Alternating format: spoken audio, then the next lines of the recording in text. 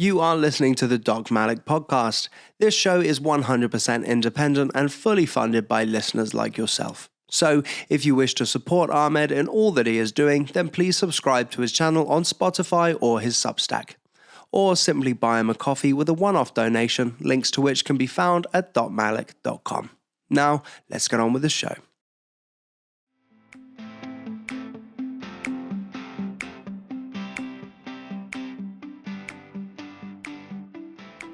It feels weird. Why? Yeah. Why? Not in a bad way, in a kind of like, I don't know, because we're not just having a chat. We are having a chat. Well, we are, but we've got headphones on. Yeah, I know that's a bit weird, but I'm so used to it. You just kind of forget about it. Yeah. But the headphones are important because they give you the feedback of what you sound like. Okay.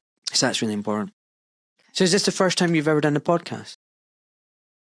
So Yeah. I'm a podcast virgin. Yeah. So my daughter just does what you do. Like when we do the podcast with my daughter, I talk to her, right? And I say, so what do you think of this? And she just nods. And I'm like, baby, you do know not everyone can see you. Like some people are listening and they are waiting to hear you. And she goes, oh, right, yeah. And then I'll ask another question. She'll just nod. And I'm like, no, baby, remember, they can't see you. Talk. Yeah, you just reminded me of that when you just nodded. Yeah. But anyway, look, let's get started. I just want to say thank you so much for coming. I have so much love for you because you really helped me in my darkest days. I'm not 100% there yet, but I'm so much getting there. Like I can barely feel the numbness, and only if I put my head in certain extreme positions, hyperextension, extreme to the right, then I can start feeling the fizzing. But day to day, just sitting here, I'm very comfortable. Sleeping, I'm pretty comfortable. And I went for a nice 5K run yesterday and it felt pretty comfortable. Blimey, that's good. So I think I'm making progress. You saw me when I was crawling into your house. So yeah, thanks. Well, we've still got stuff to do, but that's on me because I should have contacted you and said, come on, we need to do some more stuff. Yeah, I'm waiting for that, by the way. I know, sorry. I've just been a bit busy. I know. Packing.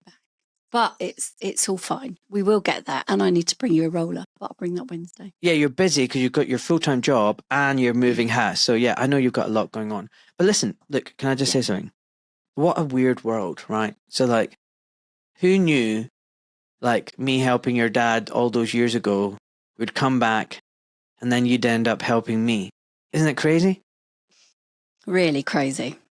Really crazy. But I always remember that time. It was just the most horrible time in the world for us as a family because my dad had, he was just up a ladder and he's always really conscientious. And then I was literally at work, got a phone call from my sister saying, you need to come home. We've got an ambulance outside. Dad is being taken away in an ambulance and we think he's broken his neck. His leg is just not where it should be.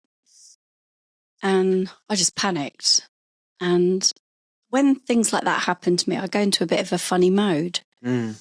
So I literally just carried on doing my patient.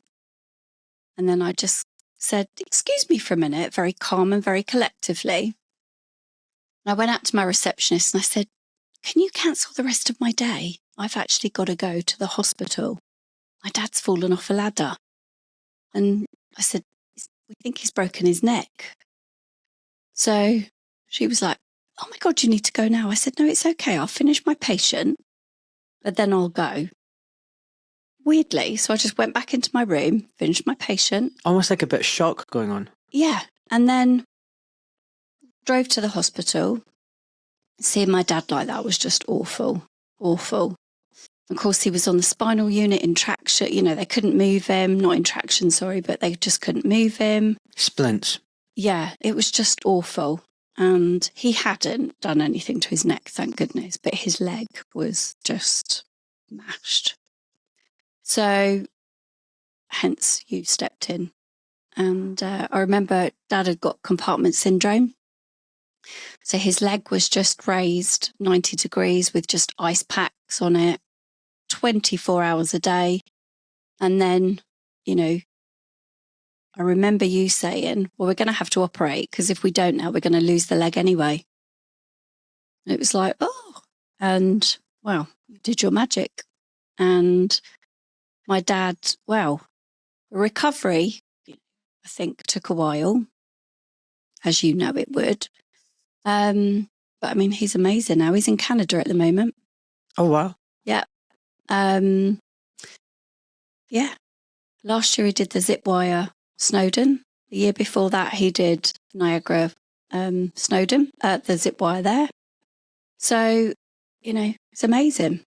I'm so happy to hear that. That's what I loved about my job, you know. It wasn't, I remember the first time I went on a medical ward round as a medical student. And this consultant was like looking at this clipboard. It was like, oh, I think we should raise this medication from 2.5 milligrams to 3 milligrams. And everybody's, all the junior doctors like nodding. And I'm like, what?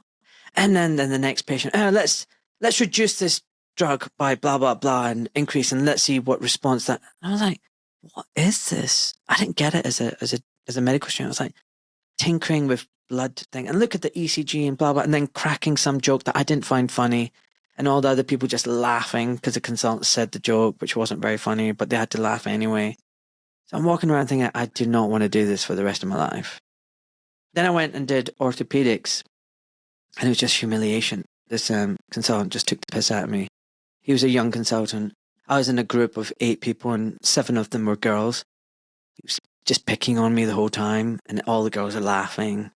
And I think it was just like his way of just saying, look at me, look how cool I am. And I was his little plaything, you know, taking the piss out of me. So I just thought orthopedic surgeons were absolute wankers and there's no way I was going to be an orthopedic surgeon. Well, thank goodness you were. Yeah.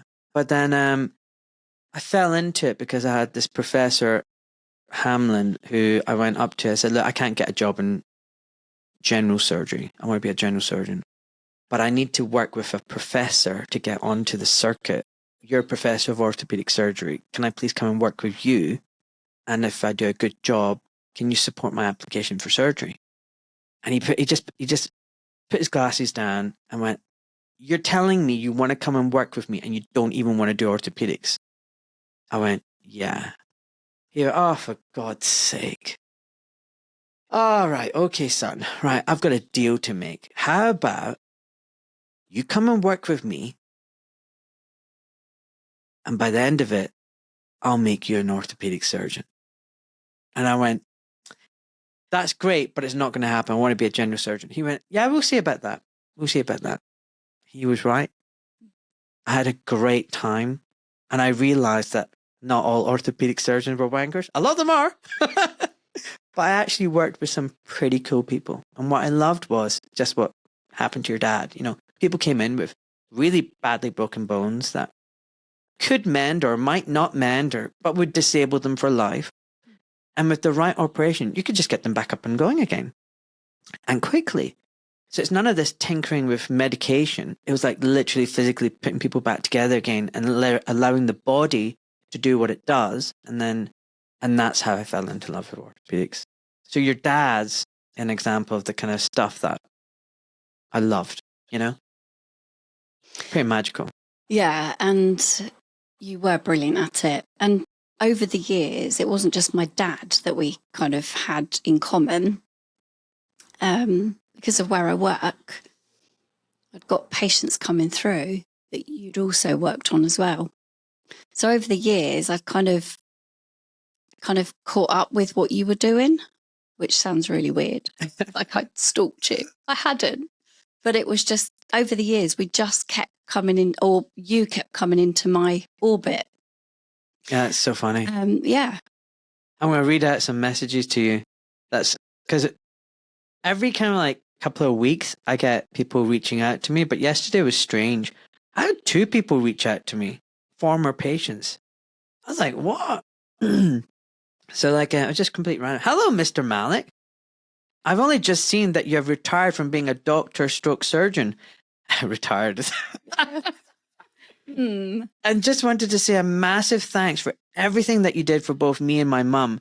I really appreciate it, and my foot is like new. How cool is that? And then another person also reached out to me. I can't find it now, but basically she'd been on a 7-day walk. Julie, 7-day walk or something. No, 700. Hi, I thought I would send you another walking update. My ankle is still going strong as am I. I've just completed over 700 miles walking in the past 8 weeks on the southwest coast path from Minehead to Studland Bay. Thanks again for repairing it so well. I hope you and your family are keeping well too. All the best. It's quite nice when you get stuff like that. It's more than nice, because actually what you've done is you've changed someone's life. Yeah. That you can't, without that, you don't know where they'd have been. I know with my dad, I don't know what his quality of life would have been, because his leg was just completely shattered. He was facing amputation. So that's quite life-changing, because my uncle, who he has actually gone to Canada with, is an amputee through medical negligence. Sadly, that's not uncommon. So again, that could have been my dad. And because of you, it wasn't. Woohoo. Woo. And, a year ago, I would still have been quite sad just talking about this thing. I definitely think I've moved on now. Like, I hear all this stuff and I kind of miss it, kind of don't.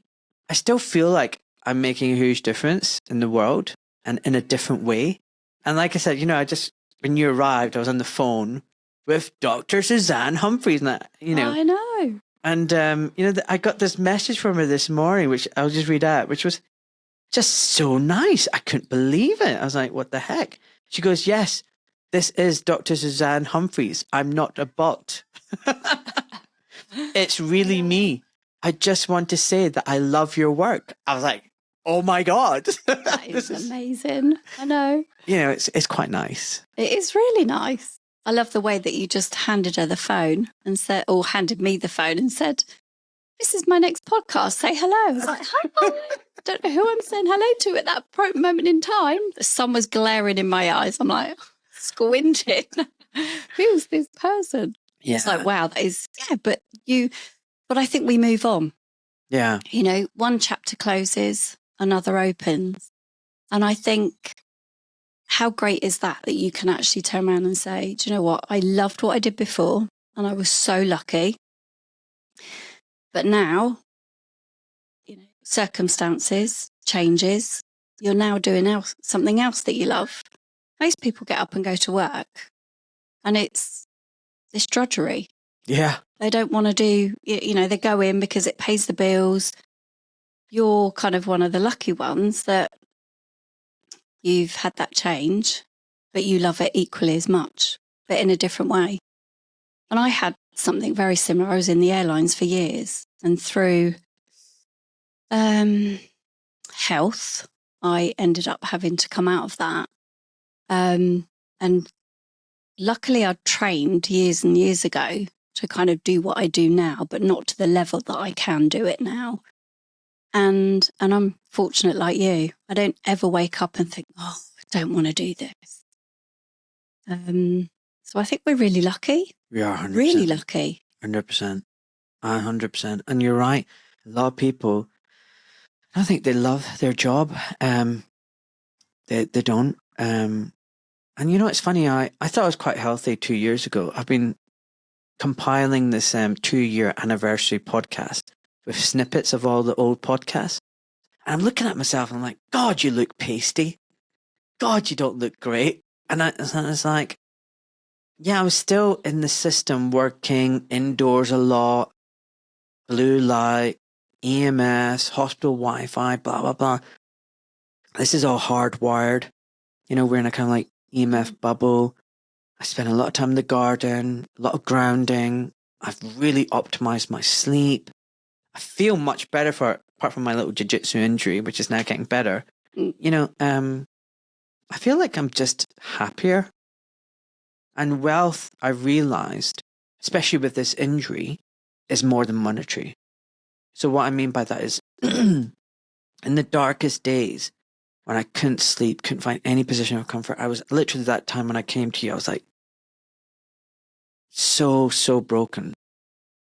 I would lie there at night and go, if someone said to me, you can have billions, but this is your life, I would be like, no thanks. I would give hundreds of billions just to have a good night's sleep, pain-free. Like anything to live a pain-free life. Real wealth is your health, is love, having passion in life, having purpose. Monetary wealth, I think society has made us think that's the only kind of wealth that exists. But actually it's not.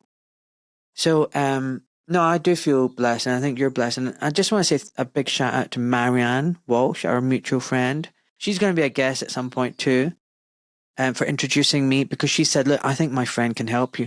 And I know she wants to help you. And I was like, oh, great. She's a fan of the podcast. She was like, no, you helped her dad.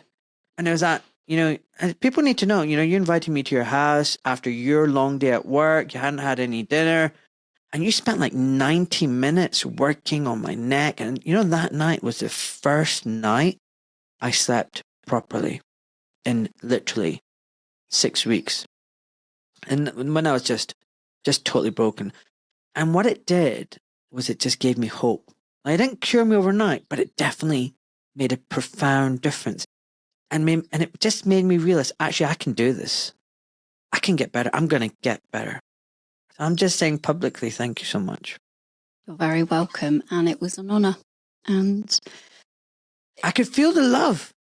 yeah, I am, everyone who knows what I do knows I'm really passionate about what I do, because I think it can make, and it does make, a massive, massive difference.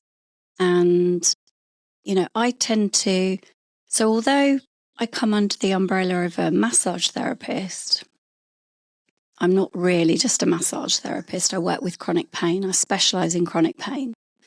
And, pain is really complex, and pain is very, very different for everyone.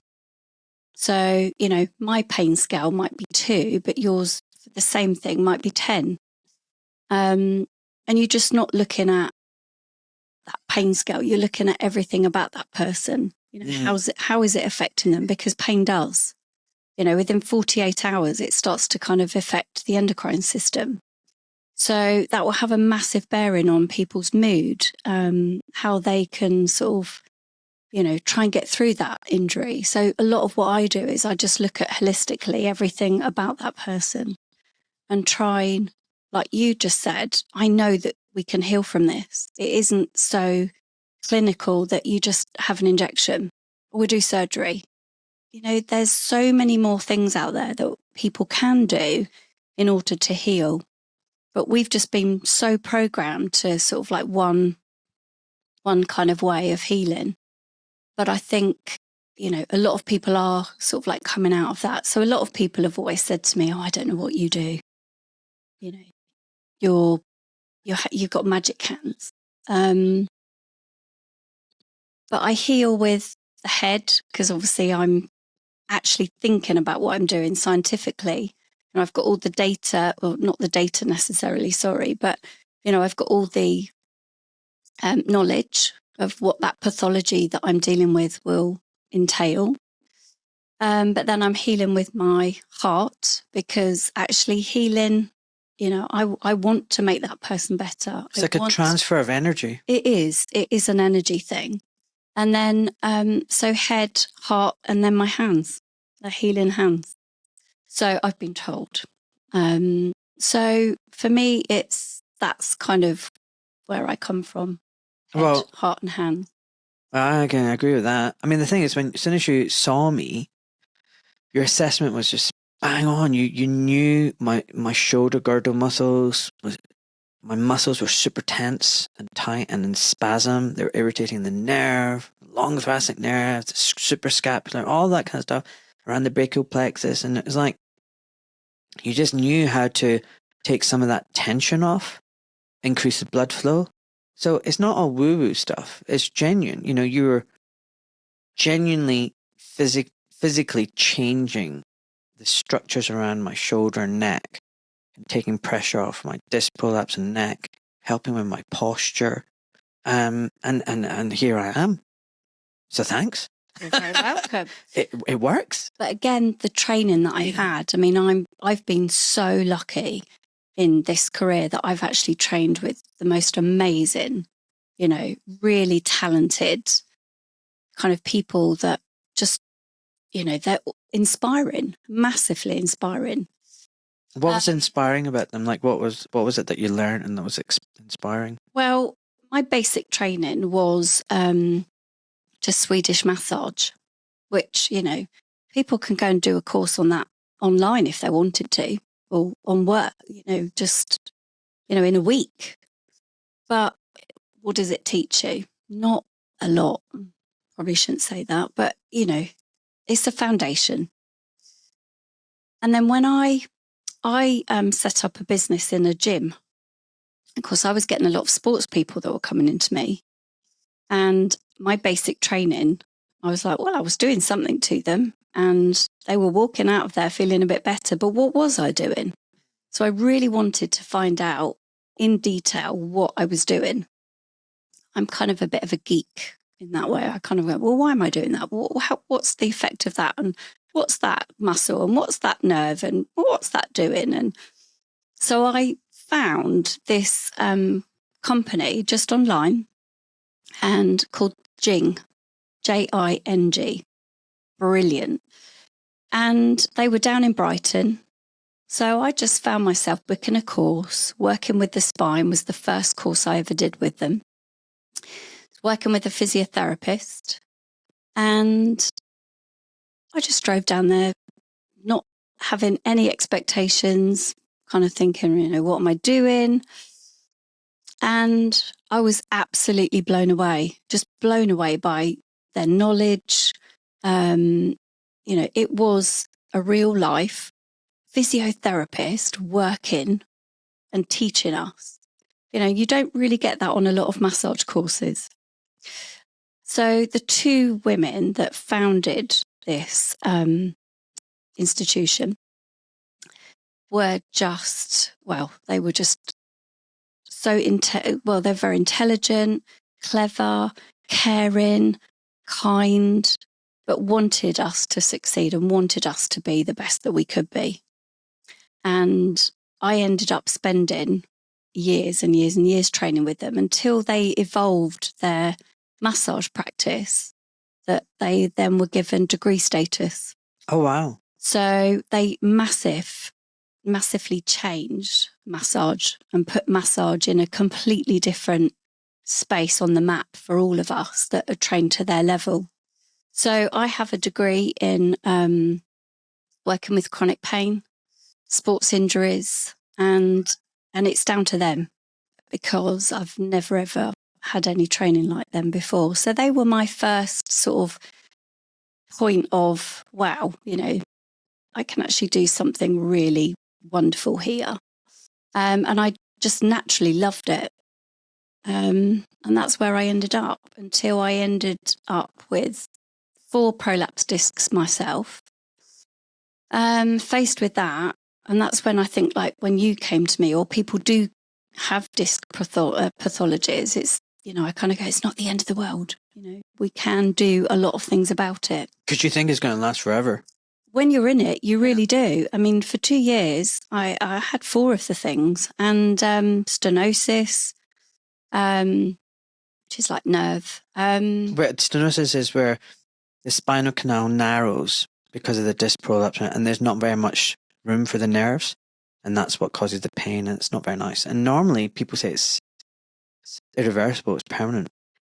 Just another quick interruption. Folks, as some of you may know, I've launched my consultation service where I act as your health advocate and educator. I've got over 25 years of experience as a doctor and orthopedic surgeon. I know both the public and the private healthcare systems intimately, having worked in both. And I'm now working independently to support you navigate the sick care system. So if you're facing uncertainty about your health, you're struggling to make sense of conflicting advice, or simply just want clarity, before making a medical decision, this consultation is for you. If you want to cut through all the jargon, the gobbledygook, I can distill out exactly what your diagnosis means, what your options are, and I can cut through all the jargon, and I can interpret tests and scans to make sense for you. I can help you understand your diagnosis and your medical treatment plan and suggest to you what other options are available as well. I can help you decide which practitioner to see, whether you should go and see an osteopath, an acupuncturist, a homeopath, a herbal medicine person, which physician. I can help you with that. I can also help you in terms of preparing for surgery, how to minimize your risks of complications, minimize pain, and optimize healing, and also minimize post-operative complications. What steps you can take to reduce that.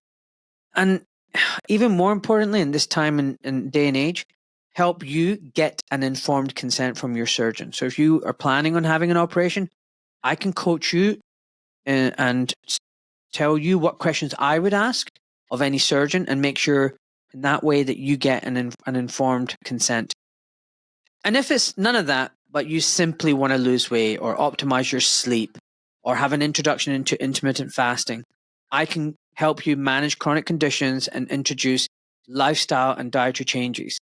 I can explore holistic options with you to support your well-being. And it's all about asking the right questions. I can help empower you with the knowledge so that you make better decisions for yourself and your loved ones. So folks, these sessions are educational and informative only. I'm not acting as your doctor. I'm not treating and diagnosing you. I am empowering you with clarity and confidence. If this resonates with you, then book an appointment with me. Visit docmalik.com/consultations. Just visit my website. And maybe not today, but if at some point in the future you need to go see a doctor or one of your family or loved ones, think about booking a consultation with me first so that you get the best out of anything that you're going to do in the healthcare system. Okay, folks, back to the podcast. Enjoy. Yeah. Well, one day I just literally got out of work. Got up to go to work and just fell out of bed. Literally fell out. I was like, oh, maybe my leg felt a bit funny. Couldn't move, picked myself up, and then went to stand, weight distribute, just fell back down again on the floor. I was like, oh, I think I'm in trouble here. What's happened? And I think I knew with my training that that's my nerve. What on earth? So I rang my osteopath at the time, who was a really good friend of mine. I just said, I think I need to see you. Don't know what's going on here. He said, well, I'm in Germany at the moment. Can you wait? I said, yeah, I'm fine. So I did sort of like self-care on myself. Because at that point I was like, oh, do you know what? I think you're a typical woman, by the way. Yeah, I know. Tough as nails. Men are just weak. Yeah. We need to all grow ovaries. Yeah. Well, I did. I just cracked on. No, honestly, can I just say something? Like, just quick sidestep. I would have patients come in, young men, and they'd be like, Doc, you need to help me out. I was like, all right, what's the problem? Oh my God, this problem's been going on forever. I've tried everything and it's just awful and I'm crippled and I need to get back on my feet. And I'm like, well, how long has this been going on for? 7 days. I'm like, oh, okay. And then, x-rays are all normal, scans are a little bit of inflammation and, it's nothing. And then you'd have this like 70-year-old lady come in and her foot's pointing 180 degrees the wrong way. She's limping in, she's got a frame, and she goes, sits down, Doc, I'm sorry. I don't think that this is anything serious. I'm just making a fuss of nothing. I thought I'd just pick your brains. And I'm like, all right, okay. And I'm like, oh God, shit. Is that a foot? And she goes, I know, it's just been bothering me for a little while. How long is a little while? Not long, maybe 50 years. Yeah. But you see what I mean? The contrast between, it's a big exaggeration, but like the difference between men and women is quite big. Anyway, you were saying. To be fair, I don't come across that too much in my work, outside of work, agree with you. But inside my work, I don't. I tend to get the patients that have been absolutely everywhere. Don't have. But what about you? Sorry, go back to, Oh yeah, sorry. You're waylaid. You can't walk. You're Yeah, I can't osteopath in walk. Germany. So then what happened? So I did a bit of self-care on myself, a little bit of cupping and, stuck a few needles in myself and, kind of then, I just carried on. So when you say needles, people need to understand there's something called dry needling. yeah, very true. You're not injecting yourself. No, I'm putting dry needles into myself. So, I've got my acupuncture needles out and I'm sort of like sticking them into me and cupping, putting cups on my legs, my back, everywhere at that point. So I was just walking around, with cupping marks on me everywhere. But, but I did. I managed to sort of like get moving. I started walking because, believe it or not, that is quite a good thing to do. I just waited for that week because I wouldn't let anyone else touch my back. And then, my osteopath said, yeah, I think you've got a disc there. I said, yeah, I think I do too.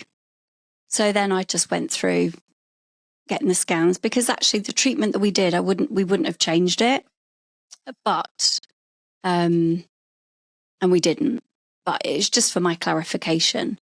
But I do always remember receiving those scan reports, just kind of going, oh my God, I treat people with this. I've got 4 of the things. And just feeling really, I just went into a bit of a meltdown because like you, I thought this is never ending. This is my life over. My career's over.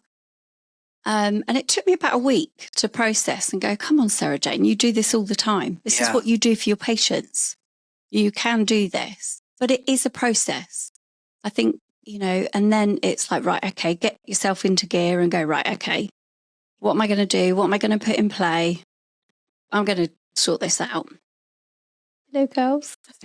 Chickens just come in. I know. They're always a bit curious. I know, they're so gorgeous. I know. They've come into the studio. It's so funny. Yeah. It's like, right, what's she talking about? Yeah. What am I talking about? But you know that what you said about the scan is 100% right. It's a kind of like two-edged sword. Like, it's good to know what's going on, but at the same time, it's like, like when my spinal surgeon said, you need to get a scan, something's not right. Because it was like this, I didn't have 4, but I had 2 discs. One got better and then suddenly got another one. And at that point, I was like, what is going on? What is happening? And then he showed me the scan and went through the report and went, yeah, this is not good. This is really bad. And you're like, oh, shit. And he didn't say it like that, but that's what my brain interpreted it like. Yeah. And he said, there is a possibility you need an injection, maybe even surgery, but your body, Ahmed, will heal. You just need to believe in it. And I was like, I couldn't reconcile that. I was looking at the scan, reading the report, thinking, how is this ever going to go back on its own? How is this going to work? This sharp edge of disc material pressing on my nerve and blah, blah, blah. And ligament all torn. And I just couldn't make sense of it. But then he was like you. He was like, I want you to keep saying, my body will heal. I am my guru. I will heal myself. I went, okay. He went, Ahmed, you can do this. So that was my spinal surgeon. He was like, you're not going to have an injection. If you need it, it's there. We'll park it. I'm here for you day and night. But you need to believe in yourself. And I said, yeah, I'm meeting someone called Sarah Jane. She did this in me. He went, there you go. You keep seeing her. If you got relief from her, this will get better. And it really helped. But like you, I was like, oh my God, I'm never going to be able to exercise again. I'll be in chronic pain forever. I'll never have a good night's sleep. I'm going to be an irritable bastard. Blah, blah, blah, blah. Yeah, I know. But that's where, I do identify. Like, I know it's a really weird thing to say, but when I knew my back had gone, one of the first things was, okay, let's turn this into a bit of a positive. And everyone was going, how can there be a positive? Yeah. Yeah, but there can be, because actually the way I looked at it was, I can now identify with and have massive levels of empathy for my patients that actually come in that do actually have disc pathologies, because I was treating a lot of them. And now it's like, you know what? I've been there. And obviously I don't come out and say that to them. I've been there, I've done it. You could, I do it in a very nice way. But ultimately it's like, I have been there. I have empathy. I have 4 discs. And, we can get you. Look at me now. I can do things. I'm pretty much back to everything that I do, apart from running. But that's probably a personal choice to me, because I don't want to run. I don't want to jar my discs. But that's me. But, when they come in now, I'm like, don't worry, we can get you sorted, because I do know that we can. And there are occasions that, some people still do surgery, and they may have to have surgery. There are things that you can't avoid that with. I do know that, and I work within the realm of what I'm qualified and trained to do. But I do get a lot of people out of a lot of pain. Amazing. So let's talk about the melt method. Because you're a melt practitioner. What does that actually even mean? Melt. You've told me, but just for the audience. Yeah. So the melt method it stands for myofascia energetic lengthening technique.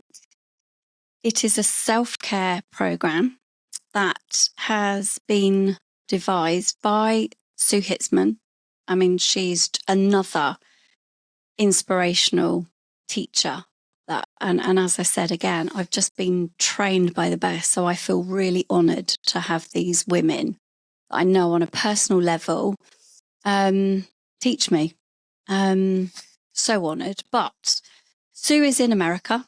Melt method is huge in the States. It's kind of based on neuromuscular technique, neuromuscular therapy, cranial sacral therapy, and structural integration. So fascia work, cranial work obviously works with fascia and internally working with the cranial.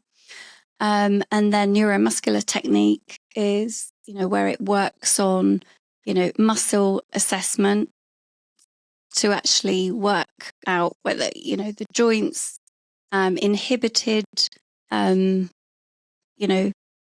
tissue is not kind of doing what it should be doing, and then activating all that back up again. So 3 really, really prominent sort of hands-on treatments that have been devised to be hands-off. So we have 4 principles. We call the 4 R's. Rebalance, which works with the nervous system. Reconnect, so it kind of teaches the body, or I teach people what their body should feel like, and then what it does feel like after we've actually done what we need to do, the moves. And then rehydrate, so we rehydrate the connective tissue, the fascial tissue. And then, I always forget the one, rebalance, rehydrate, reconnect, and release. So we literally release, the joint.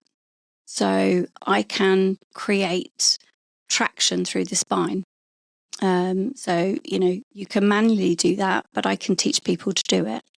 So we use like balls, bands, and rollers. The rollers are not your normal rollers. They're not your normal rollers. They're soft rollers. Yeah. So they mimic hands-on. So I can compress the tissue as I would hands-on, but actually my roller does it. And then the techniques that I teach people actually do what my hands can kind of create, and then hydrate the fascial tissue and then release the fascial tissue, or hydrate the fascial tissue into the system. So fascial tissue is huge, massive. Massive. And we have no idea really how it works. No, it is massive. So fascial tissue is the substance that is 3D. It's connective tissue that basically keeps us upright, stable, supported, protected. It's crazy spiral around the body as well, isn't it? Yeah, to me it kind of looks like snot, really. But then when it becomes traumatized, or we sit in a position of, 20 minutes, all it takes is to kind of get that fascial tissue kind of stock if we want, reprogrammed. So then what we do is 20 minutes, that's nothing. Most people sit at their desks all day, sometimes for like an hour and a half without moving. Yeah. So the fascial tissue will kind of go, oh, okay, I need to thicken up around those areas where, the alignment is going to be struggling a little bit. So you build up thickened fascial tissue, and that will inhibit your movement. So, the nervous system, the lymphatic system lives in that fascial tissue. So actually your whole well-being just starts to kind of go a little bit. Yeah. So rather than looking like a piece of, snot where, as we move, it allows our movement. When we get stuck in it, stuck in a position, or we do repetitive movement like a sport, for example. I'm not saying everyone doesn't want to go out and do a sport, but we will, repetitive movements will kind of dehydrate that fascial tissue even further. So that will kind of get us stuck and inhibit kind of muscle movers. Joints get stiff and tightened. Pre-pain signals happen where we feel stiff, a little bit achy, but we go to bed and we wake up in the morning and we think, we feel fine. But as the day goes on, those shoulders, if we're sitting at a desk all day, for example, you're probably looking down quite a lot when you were doing surgery. So that's a repetitive movement. Podcasting. You get stuck in that. 380 recordings of this. Yeah. Sitting down, laptop. Yeah. Blah, blah, blah. And then I think fascial dehydration. Yeah. And then I was just doing mass movements, lifting weights, running, jiu-jitsu. And I realized it's the fine movements that are really important, the subtle, small movements. Do you know what I mean? I was just doing big, gross, big motor movements, but you can be strong with the big muscles, but really weak with the small, intrinsic muscles. I think that was part of the problem as well. Absolutely. So, and then when, like you just said, you're static all day, stuck in a position, your pelvis will be stuck in a tuck. Your thoracic spine will probably tighten up because you're leant over, neck sort of like, in a little bit of flexion. And then you get up. Well, your fascial tissue hasn't gone, I need to morph back to where I need it to be. So you kind of get stuck in a perpetual, habitual postural pattern. It's just dehydrated fascia and pulls the joints. Perpetual, habitual pattern. Postural pattern. Yeah, that's it. So what the melt method does is hydrate that fascial tissue. And then, we can release our joints. I can decompress all the tension out of the spine. And then I can lengthen fascial tissue with some of the moves. I can work on the nervous system. So I can really calm down the nervous system and put the nervous system into parasympathetic tone rather than being in sympathetic tone where most of us are because we're perpetually stressed all the time. So it's a really clever system that just works on your alignment, your posture, your flexibility, your general well-being, your general health, really getting your sort of like stress reflexes down. Because if you're in pain as well, your stress reflexes will be really high. So a lot of the time, if I'm working with someone in chronic pain, it would be like, let's just get them to do the rebalance sequence, which is where, I literally quieten down that nervous system. And I can have my class, I teach classes. And by the end of the day, I can go right at the end of my class, right, let's do a nice rebalance sequence. And I can have them like going, I feel so sleepy now. But I can also have them quite energized in the class. So part of my recovery with my discs, because I knew I needed to do a lot more than, unfortunately, just, the basic exercises. Because I was generally quite fit anyway. Ate well. I was trained as a naturopath, so I eat, really, really well. It didn't save my body. So I wanted to really understand why my body had got into the position that it had done. It takes 5 years for a disc to go, unless you've obviously fallen off a horse or fallen off a building or something. So I wanted to understand that. So my journey of, chronic pain through my own experience led me into the Mount method, because one of the girls that I trained with on my degree course, she'd got rheumatoid arthritis and was really struggling, but she had been over to the States, found the Mount method, and actually kept saying to me, well, you need to do some of the Mount method. And I kept parking it. And then when this happened to me, I was like, oh, maybe I need to look at that Mount method. And that was a massive, massive part of my rehabilitation. And even today, that led me on to posture alignment. So posture alignment, again, is, you've got 5 rotations in the body that if you have pain, you will probably have one of those rotations. So again, for me, it was like, well, I actually do have a rotation in my body, which is probably what's caused that fascial dehydration and, that change in my discs and my spine, to be fair. So again, another amazing teacher that I've been privileged to work with. And she's kind of trained by Ego Skew. That's a different type of hands-off body work. I think that originates from Canada, if I stand corrected. I can't remember. Do you not think also, like, sometimes these injuries happen because there's psychological issues or trauma, or your body's just trying to tell you something? I'm just saying that sometimes it's physical as well as other emotional things that might be behind it. I mean, I think, I definitely had a jiu-jitsu thing that prompted it. I definitely have, I think, the postural thing, sitting here and doing all the desk work and the operating. But also, I think my body was trying to tell me something. It was telling me to shut up and slow down. I hadn't taken a day off in 2 years. I was carrying a lot of stress. I think my body was just trying to tell me, stop. And I didn't listen the first time, and then it was like, no, I'm really going to stop you. I mean, I don't know. Some people have said to me that's a big factor. I can see maybe there's some element of truth in that as well.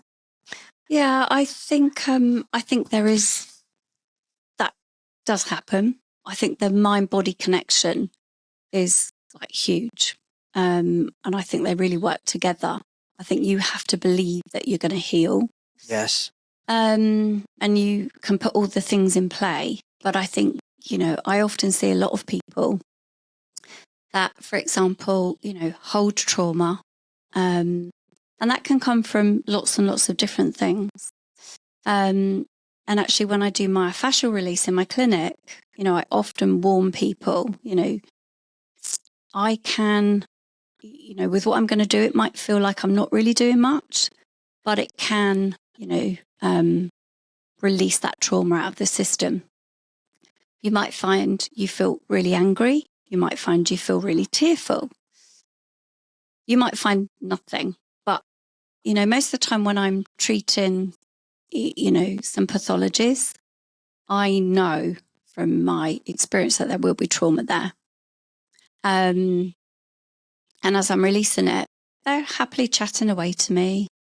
But I'm constantly watching their face, because I know at some point I can see the face just start to change. And then I can just, it's like a cloud comes over, and then next minute they're in tears. And, I'm always like, you're in a safe space. I'm here. You're okay. And that trauma will come out. And 9 times out of 10, they will say, I don't know where that came from. There's so much trauma. I do know where that's come from.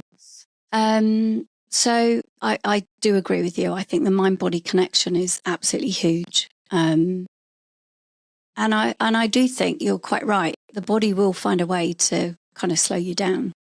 If you're stressed, or you're not really doing what you should be doing, it will find a way to kind of take you off that path and put you on a different one. As I previously said to you, I was in the airline business. living my best life. I'm telling you, I was living the dream. And, I ended up, started getting a sort of like a few headaches. The upshot of that was I ended up in bed for 2 years and was really debilitated. I mean, I didn't really want to be here. It was that bad. I had the worst headaches in the world. I saw every neurologist, probably, in London, everywhere around here. And they were trying at that time lots and lots of different medication just to try and, alleviate a lot of that. Didn't know why it was happening, had scans, couldn't find anything. Roll forward 2 years. One of the ladies that I knew, she was like, you need to go see this naturopath, Barbara Wren, another amazing lady. Down in Devon, I went down there and again, very similar to how I was with you. She was like, you'll be okay. This is what we need to do. This is what's going to happen. I was like, okay. I did some real wacky, quacky things at that time for me. Now they're quite natural. And within 6 weeks, I was just like, I've got no headache. It's like, what on earth? So whereas actually, I look back now and I'm like, well, I was clearly not meant to stay on the path that I was meant to be.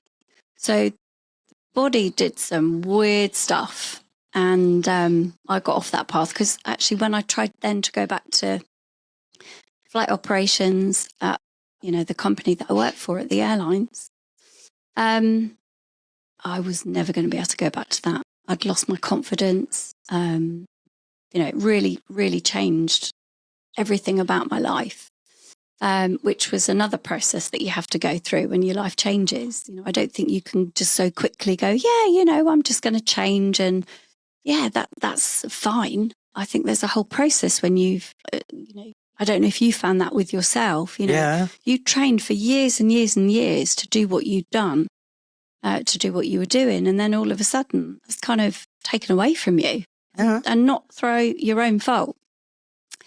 And that's the process again that you have to kind of go through. It's a grieving process. It's a really hard grieving process. I absolutely agree with you. Yeah. Changing. But then now when I look back and I know you do, you kind of go, wow, this is what I was always meant to be doing. And I've loved it and I've had an amazing experience like you have. But now I'm doing what I'm meant to be doing. Hi, everybody. So if you're reading my Substacks, you'll know I'm turning 50 this summer. And to celebrate, one of the things I'm planning is holding an event where I get to meet you guys and have amazing food. And it's on the 13th of September this year, midday to 3 p.m. in a central London steakhouse. For those of you who are vegetarian, there will be vegetarian options also available. But the theme is meat, glorious meat. And I've already launched it yesterday on my Substack for paid subscribers only. So they get first access. There has to be some benefits to being a paid subscriber. And that's one of them. They get first access to everything. And half the tickets have gone already. But the good news is, if there's any slots left, in a week's time, I'll be doing a general release and you'll have access to the link if you subscribe to my Substack, docmalik.substack.com. So make sure you're a subscriber. If you're listening and haven't already subscribed, you get access to, all these kind of events and offers. And if you're a paid subscriber, you should be able to go back to my Substacks and find the link, or I'll post it again later on this week, just in case you've missed it.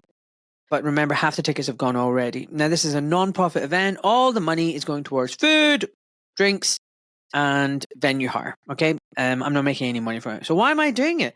Well, I want to meet you guys. I want to meet you guys in person. And this is what my way of saying thank you and my way of having fun. Yeah, I love you guys. And I want to hang out with you. On another note, I've still got 3 slots left, just 3, for the summer retreat. So if you want, grab them before they disappear. The retreat is on the last weekend of June. It's going to be absolutely epic. Epic. You get to hang out with me, chill out with me, take part in multiple different treatments and sessions and just have a wonderful time. So remember, only 3 slots left. So if you're interested in that, go to my website, go to events, and you'll be able to book the summer retreat. Remember, if you're a paid subscriber, you do get a discount. Again, it's on my Substack what the discount code is. Folks, on that note, let's dive into this chat with Cheryl Granger, who has been a frequent guest on UK Column. Cheryl has been looking into the MHRA, and this is really a very interesting conversation, and also just highlights some of the problems that we've got with our regulatory bodies. Okay, folks, enjoy. Amen, sister. It's funny. So that spinal surgeon did a podcast with me last week, and he said exactly what you said. So he's known me for quite a while. The story will come out in the podcast. We go back quite a while. And he goes, Ahmed, you don't understand. You are exactly where you're meant to be. All those years of training and everything, it was to bring you here, to do this podcast with your medical knowledge, to offer your consultation service, helping people navigate the sick care system. He goes, I look at you and I've never seen you so happy and healthy. You're glowing. And I was like, thanks. And he was like, I kid you not. I want what you've got. I'm thinking of my exit strategy. I can't be doing this. He's 56. And he's like, I'm head of surgery in a big teaching hospital in London. I don't want to be doing this for the next 10, 15 years. He goes, that will kill me inside. I want to do what you're doing. And I was like, oh, wow. And he was like, everything you've been through has brought you to where you are now. And you are where you were meant to be. And I was like, yeah. Yeah. And it's the same with you. Yeah. Every experience, the disc prolapses, your headaches, everything brought to where you are. I mean, look, you're here because I think you're an amazing person. And I've been on the receiving end of your care. And it was just fantastic. And I can, after all these like treatments you've given me, I know, yeah, I got that sense of calm and peace. Like it really did activate my parasympathetic. And that's why, I invited you on the retreat. I wanted people to experience that because I thought this is going to be an amazing treatment, an amazing session that people get to experience. And then you're also going to be one of the people offering the massages as well. And like whoever gets you is lucky. Wow. I'm so excited for your retreat. Oh, numerous. By the way, there's only 3 spots left. I was worried at one point, like, am I going to sell any of these? Like, do they just all want magic mushrooms? But no, there's only 3 spots left, by the way. So I'm pretty happy. Well, when you said to me, I'm like, don't worry about it. It'll be fine. You'll sell them all, and you will. It's just going to be great. It really is. So I think, I'm really, really, really honoured to be part of your retreat. Really, I am, because I think it's going to be a great space. There's some great things you've got going on there. And I think you're right. The massage they are going to love, because I've got 4 girls. No, I stand corrected. 3 girls and 1 guy. And we've all been trained by Jing. Wonderful. Which is, trust me, when I first trained with Jing, it was wacky. There was not many of us. No one had heard of it. But again, it was like, well, I'm doing it. It was a bit like when I worked I used to work for American Airlines. And when I worked for American Airlines, they were like, I think they were 1 flight out of Gatwick. And then we got 2. And I used to sort of tootle around in my airline uniform. And everyone would be like, who do you work for? I was like, oh, AA, because we were American Airlines. Everyone would go, what? Alcoholics Anonymous? I'm like, no, American Airlines. But no one had heard of them. And it's a bit like Jing. No one had ever heard of Jing. So it was like, I always seem to be educating people, because things like that come into my orbit of no one knows anything about it. And it's like, you will be an educator, Sarah Jane. You will tell people about these things. You will get them out there. Obviously, at the airlines was a little bit different. I didn't educate anyone there. But again, I worked for them. But with Jing, no one had heard for them. Now there are a lot more therapists, and it's really nice to see sort of like on Facebook sometimes people saying, oh, any Jing therapists in this area, and you're like, yes, great, it is getting out there. How do you spell Jing? Jing, Jing. Okay. So they're in Brighton. And so they are going to have great massages because it is by 4 amazing therapists. Amazing. Big shout out to my people. I'm really, really pleased that I've got a really good team for your retreat. And I am really excited to teach or have everyone doing the Melt Method because, again, it's just, they're going to be mind blown. I do events as well where I do like a sound bath and Melt Method together because, again, we're an energy form. Yeah, you know what? We're frequency. That's it. And I was going to say the sand bath thing. I never really understood the benefit of that, but it's a frequency thing. So I've been doing a lot of reading about mitochondrial health, quantum biology, and we literally are beings of light. The light from the sun, the wavelength, the photons get converted into solid matter in the form of plants. It's basically energy that's decelerated to become a solid form. We ingest those plants and the light that's within them. And those wavelengths of light are us. Water, we're water. Electrons, energy, magnetism. Yeah. It's actually insane. And it's all about the frequency. We're all frequencies. Yeah. And this idea that atoms are these round balls and electrons, they're all physical little balls. No, they're all wavelengths. They're all frequencies. That's what we really are. It's kind of crazy.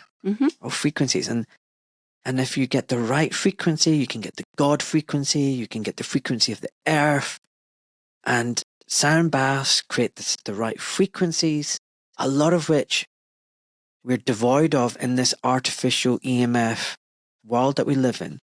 And that frequency, that's what creates healing. So yeah, these are quite powerful modalities. Oh, I didn't really appreciate it. It is huge. And Melt Method works on frequency too. So again, putting those together is just mind blowing. Again, I do that with one of the other girls that will be doing massage. She's a sound bath healer too. But so we do the events together, but they are amazing. So I work on sort of, getting the nervous system into parasympathetic tone, looking at the posture and the alignment and that general well-being, making everyone feel like, oh, brilliant. And then with the sound bath, oh, heaven, you will have the best night's sleep. So I think like for your retreat, as again, you've got some amazing things going on there. I know the food will be amazing. It's going to be great. The food is going to be really good. Just all the modalities that you've got for that is going to be a really, really lovely, special weekend. Do you know what? I can't wait. I can't wait. I need it as well. I need this. Yeah, so do I. But the frequency that we'll be picking off by just being in that collection of healing energy will be great for us, even though we're not kind of, participating. But we are. It would be amazing. 100%. And, part of me is like, the bad people out there can do all their shit. But at the same time, we need to live our lives. And we need to create the alternative world now. Like, nothing's going to change on their part. So we need to take care of ourselves, our mind, our body, our soul. We need to connect with each other, be in tune with nature, circadian rhythm, eat real food, drink, proper water. That's stuff that we have in our control. We can decide to just turn off the social media and turn off the TV. And the reason why everybody keeps saying, oh, wow, you look really tanned. Yeah, because I just sit outside in the garden now and I read a book and it's really healing. And you just realize that actually we've got a lot in our control. Like, they don't have as much power as we think. We give them that power by the choices that we make. Part of it is reclaiming our own sovereignty, I think, that way. And yeah, that's what I want to do with this retreat. I just want to show people that, you know what, you can still have an amazing time and a wonderful time in this world. the world can be beautiful. It's not all doom and gloom. It's not all doom and gloom. No, this world is beautiful. I mean, for me, my happy place is like going out into the wood with my dog. Your beautiful dog. I know, my beautiful, beautiful girl. But yeah, I love that. So, and again, that's a frequency exchange thing, isn't it? You know, the trees are talking. Yeah.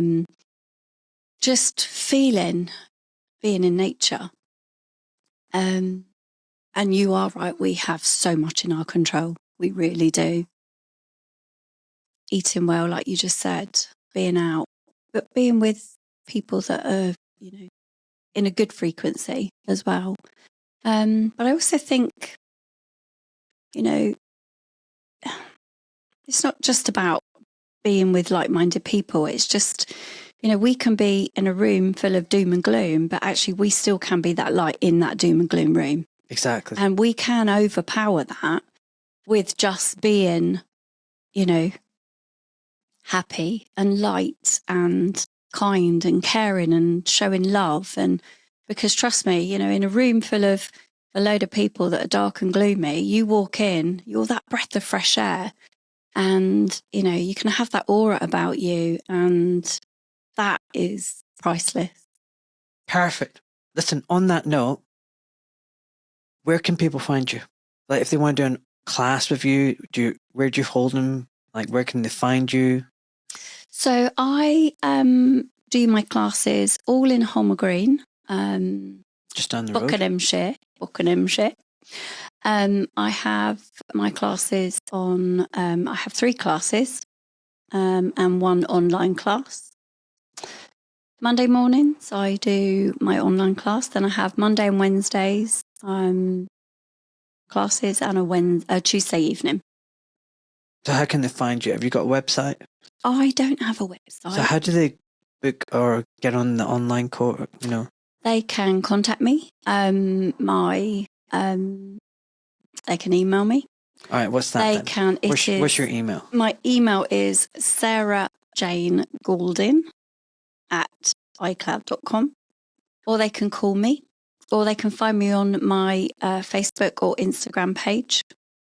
I'll put this all in the show notes. I can't remember what they are. Folks, it's all in the show notes in the Substack. I don't do websites because, I've been really lucky. People have just found me and it's word of mouth. And I think that's kind of,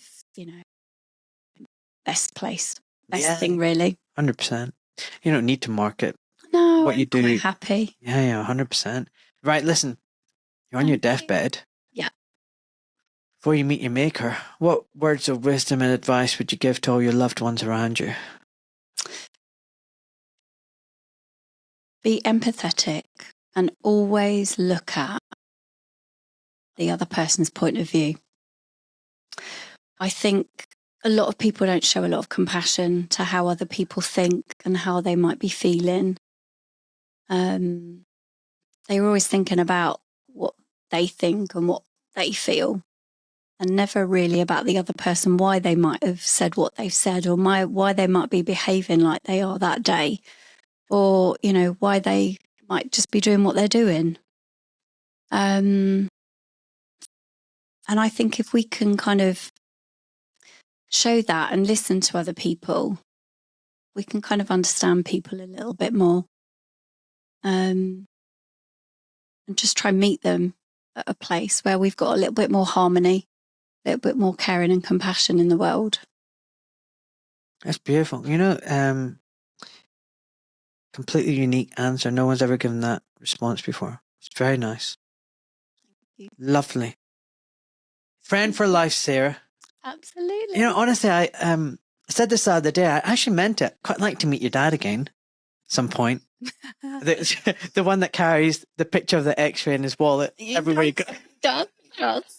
And he would love to meet you. When I told him, I said, "Oh, Dad, I'm going to go meet." I didn't tell my dad, obviously, I was going to treat you because obviously, quite confidentiality. But I said, "Oh, I'm going to go meet someone, Dad, that that you had a meeting with, and you were chatting with, and you had an operation with."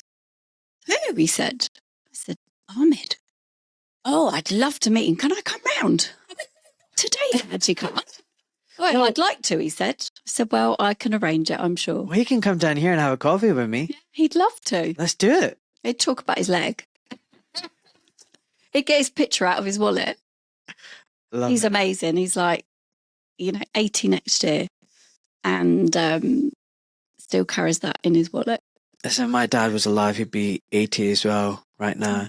You enjoy every second you've got with him. I know you're really close. I think it's beautiful. You're very lucky that you can still go and hug him.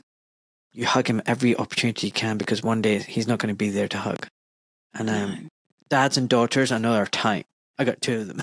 Yeah. But we'll organise that. Honestly, tell him, I'll tell you what days I'm free, and if he's free, come round. Sit with me in the garden. Oh, he'd love it. Have a little chin wag. Oh, he'd love it. It's done. All right, God bless you. You're an amazing guest, and definitely have you back at some point. I need to get Marianne on as well. Oh yeah, that would be great. She's one in a million, Marianne. But thank you for having me, and no, thank you. I meant really, it. really, really appreciate it. Thanks.